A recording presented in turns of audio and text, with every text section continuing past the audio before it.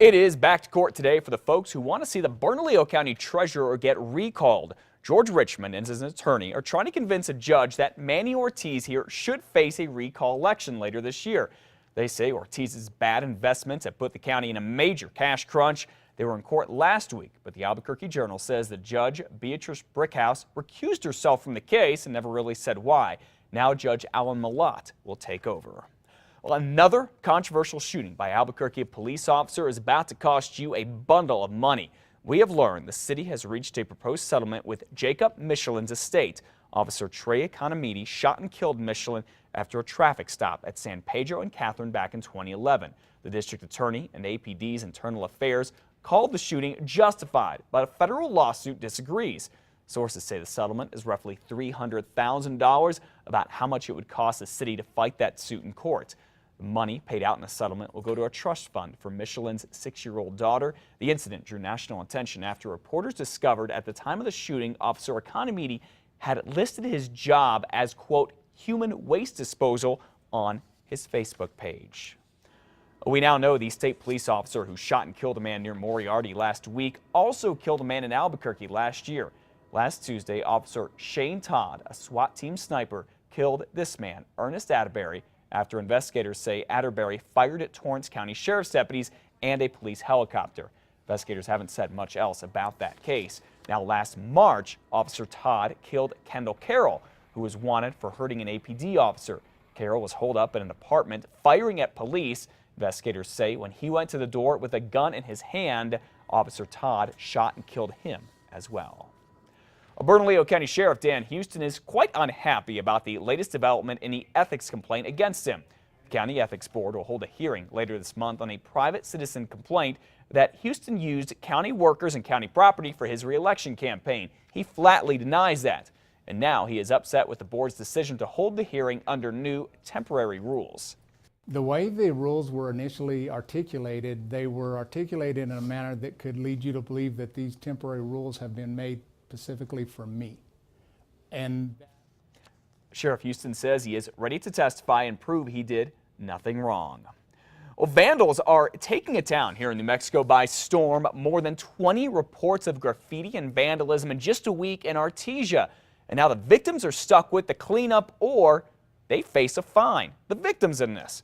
Artesia city rules say people have 3 days to clean up any graffiti on their property or face a $250 fine.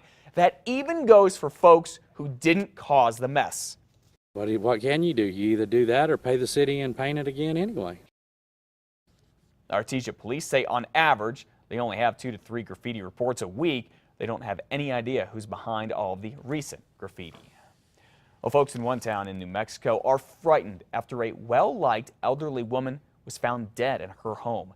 Last Thursday, Harding County Sheriff's deputies were called to this home about a mile south of Roy. Inside, they found Geraldine Ray dead. She was 89 years old. State police have now taken over the investigation and are calling her death suspicious.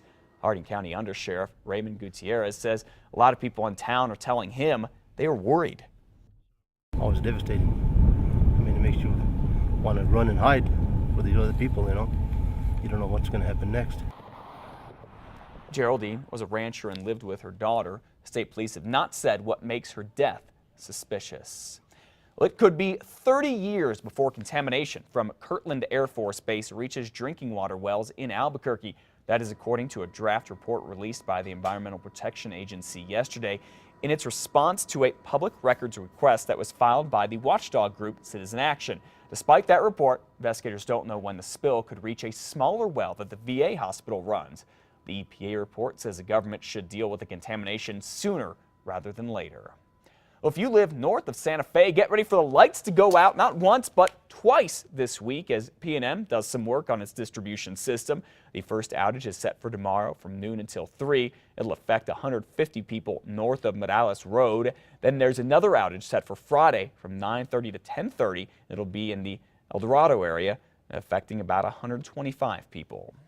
Well, during these cold months, there are ways you can save money on your gas bill. New Mexico Gas Company is trying to help with tips and rebate programs on its website. Some rebates, get this, are up to $500. Some tips there include covering your windows with plastic and making sure your vents are closed.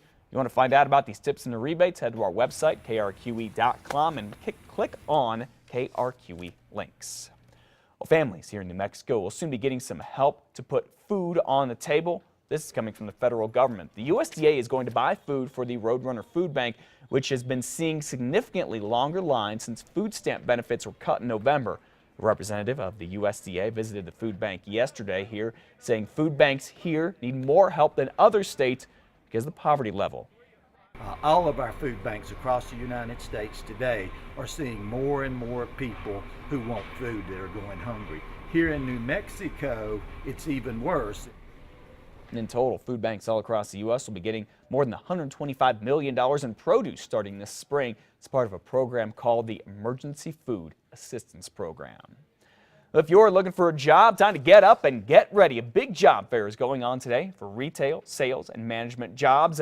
Hire Live is holding the job fair this morning. It's going to go from 9 until 12:30. It's at the Embassy Suites Hotel. That's on Woodward Place in Northeast Albuquerque. It's near downtown. The folks there do ask that you dress professionally and bring at least 10 copies of your resume. For more information, you can find the link to the job fair at our website, krqe.com.